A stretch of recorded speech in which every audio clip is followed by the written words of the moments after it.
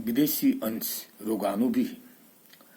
दो राय नहीं कि वंश वृद्धि के लिए संतान चाहिए, मगर उसका स्वरूप भी सुखद होना चाहिए।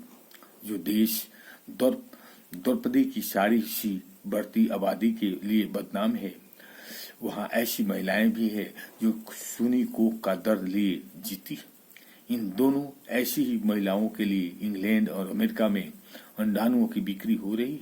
हालांकि भारतीय महिलाएं अपने ही देश या फिर एशिया के डिम्बाणु चाहती है, मगर इधर मजबूरी और विदेशी मॉल की ललक ने संतान भी विदेशी पैदा करने के लिए कोई कदम बढ़ा दिए। इंग्लैंड स्थित लंदन फर्टिलिटी सेंटर में भारतीय महिलाएं अपनी इच्छा की संतानों की बुकिंग करा रही। संस्थान के निदेशक प्रोफेसर इवान क्राफ्ट के अनुसार ये तो भारतीय महिलाएं एशियाई एग डोनर्स की इच्छा रखती है, मगर गैर एशियाई डोनर्स उन्हें भी और भी अच्छे लगते हैं। मजे की बात है कि हाल ही बुकिंग में एक को छोड़कर सभी ने गैर एशियाई डिम की मांग की। हालांकि हमारे देश में भी इन विट्रो फर्टिलाइजेशन यानी परख नली शिशु के लिए सुविधाएं आम हो गई, मगर विदेशी डिम मिलने की सुविधा अभी नहीं है। इसी श्रृंखला में नेट पर होती हर माल की बिक्री ने राह दिखाई है। सच पूछिए तो जब से नेट पर दुकानदारी शुरू हुई है, बहुत कुछ बिका है, मगर इधर सबसे रोचक बिक्री हुई है मानव कुंभा बढ़ाने वाली डिम्बाणु और शुक्राणुओं की। ये विदेशी मानव अंश की बिक्री ठीक विदेशी माल की तरह है, जो जाने अनजाने रोगी का पिटारा भी ला सकती है। इस अनुवांशिक रोगों की लंबी कतार है। किसी और के परिवार का रोग व्यक्ति विशेष की चाह के कारण ही किसी एक पीढ़ी में आ घुसता है और जच्चा बच्चा दोनों के लिए खतरा बन जाता है।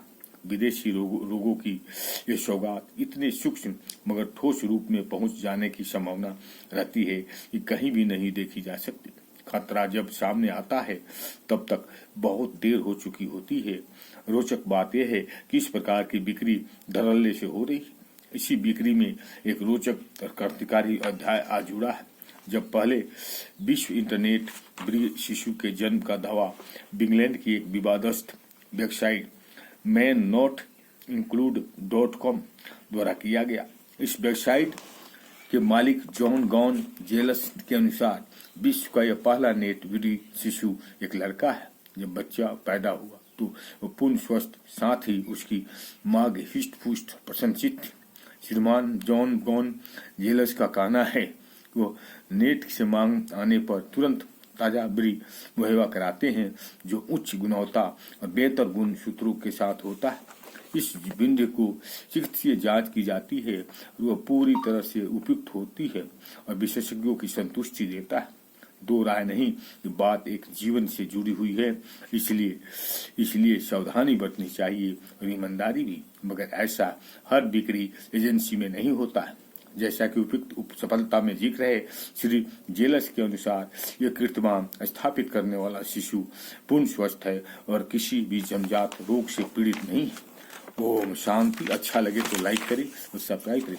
इसी प्रकार से आते ही जहाँ एक और चिकित्सा जगत और बांझ दंपतियों में खुशियां मनाई गई, वहीं दूसरी ओर ब्रिटेन की HEAB संस्था, जिसे मानव प्रजनन भ्रूण प्राधिकरण कहा जाता है, ने चेताया इस ब्री का प्रयोग करने वाली महिलाओं को सलाह है कि वह इस बात का की अच्छी तरह जांच कर ले कि ब्री व्यावसायिक मानकों के अनुसार उपयुक्त है या नहीं। जहां जरा सी भी शंका से हो, ब्री का प्रयोग न किया जाए। गलत कदम उठाने पर जच्चा और बच्चा दोनों की जान खतरे में पड़ सकती है। इस कारण कोई गंभीर रोग पनप सकता है जो महिलाओं को भी प्रभावित कर सकता है। उसके अलावा बच्चा भी खराब या रोगी ब्री के कारण विकलांगता झेल सकता है। ओम शांति। अच्छा लगे तो लाइक करें और सब्सक्राइब करें।